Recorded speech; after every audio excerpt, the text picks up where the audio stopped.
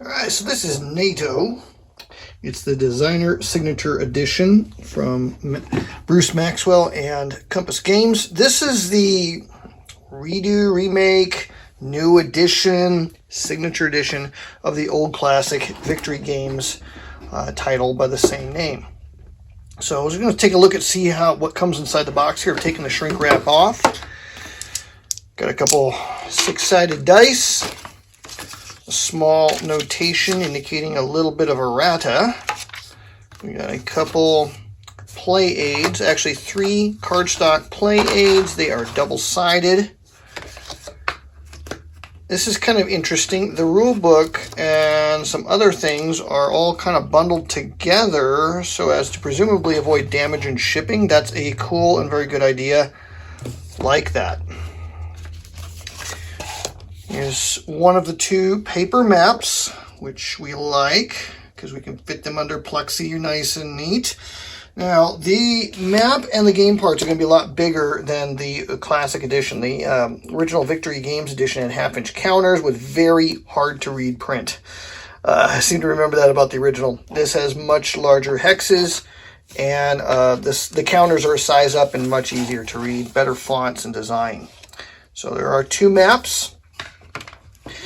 There are 4 counter sheets, and they're bundled together in shrink wrap, which is another really cool idea so as to avoid damage in shipping. So just kind of give you a look at what we got here.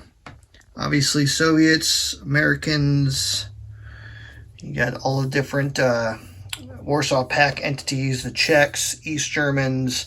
Actually, I think that's all you do have in here is Czechs, East Germans, and Poles. There's no Hungarians in here.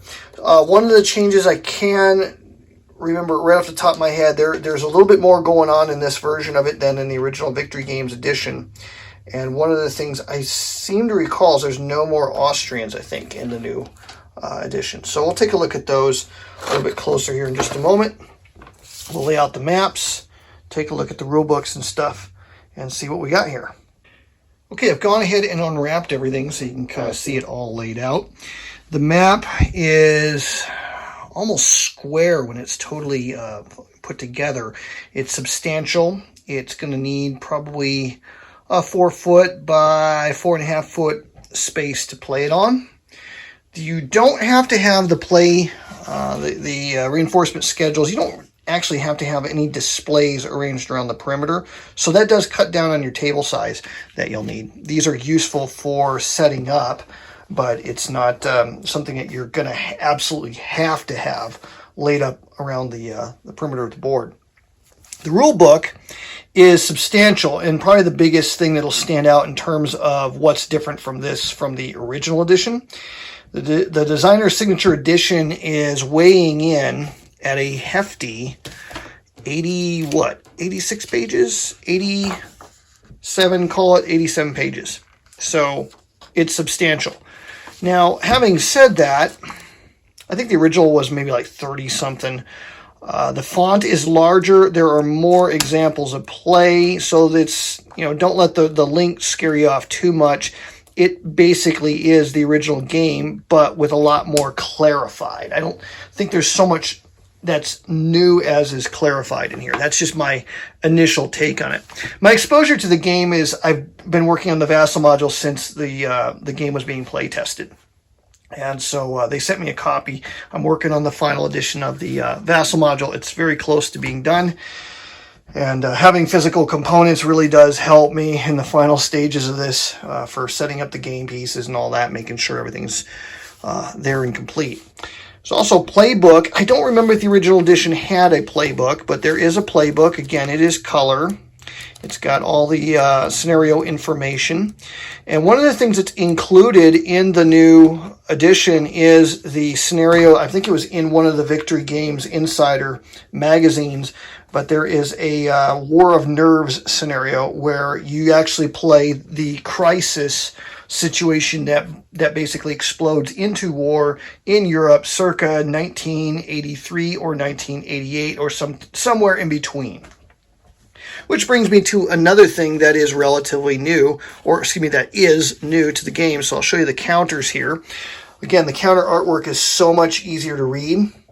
In the original edition, the Germans were black. The West Germans were black with yellow print, and they were exceedingly difficult to read, the fonts. The print technology just wasn't there in the 1980s when that was made. So this edition has 2 orders of battle, one for what if this happens in and around 1983, and there's certain units that are only going to be used in that scenario. They have a gray stripe at the bottom of their game piece. Those that used only in the 1988 versions have an orange stripe. So there's multiple versions of the same game piece. They're either going to have an orange stripe, a gray stripe. If they have no stripe, they're used in both scenarios. Regardless, it's going to be, there's no changes between 83 and 88 is the idea there. And so those are the game pieces, nice thick brown core game pieces. And again, you got 4 sheets of them. So here you got your Poles, Czechs, East Germans, Soviets, USA, the UK, the Dutch, Belgians, West Germans, French, Danes, and these are East Germans. And so that's basically what you got here. A lot of markers in the game. So in terms of actual number of units, it's a 2-map game, but most of the units are on 2 counter sheets. So this is not going to be a huge stacking intensive game. I don't recall, the game being a very congested game in terms of counter congestion on the board. So, but there are more markers in the new edition, and I cannot remember if the original edition had attack helicopters or not, but it does now. I honestly cannot remember. And again, there's multiple versions. So 1983, you got the Cobras. The same unit in 1988 has the Apache on it. So there you go. Now the play aids that were included in the bundle of printed materials has a big fold out. This is the sequence of play, which if you ever played the Next War series from GMT, that game shares a lot of commonality with this one. There's some similar things going on between both of those designs. This has a pretty involved sequence of play. And so there's a nice, both players have their own fold out, walk through the sequence of play. Nice big, looks like 14 or 15 point font. It's pretty big. And then on the other side is your terrain effects chart all laid out there for you. So pretty cool. There was an additional set of charts identical to the ones that were not bundled up. So you got an extra set of charts in there. So call that a bonus, I guess. And so there you go. This is NATO. Cold War Goes Hot. It's the remake, the designer signature edition from Compass Games. And it's the redo of the old classic Victory Games edition. It looks really cool. And it'll be coming to a virtual Vassal table here real soon. But I thought I'd give you a look here at the physical components. It is available. You can purchase this. I know it's shipping to people. And so there you go. There's a look at NATO. Hope you enjoyed the video. Please subscribe to the channel if you enjoy my stuff. I'll be trying to make new content each week on board game related items and insights into games that I've been enjoying to play, and maybe some playthroughs and how to play videos. So if you enjoy that sort of thing, appreciate your subscription to my channel. Y'all have a wonderful day.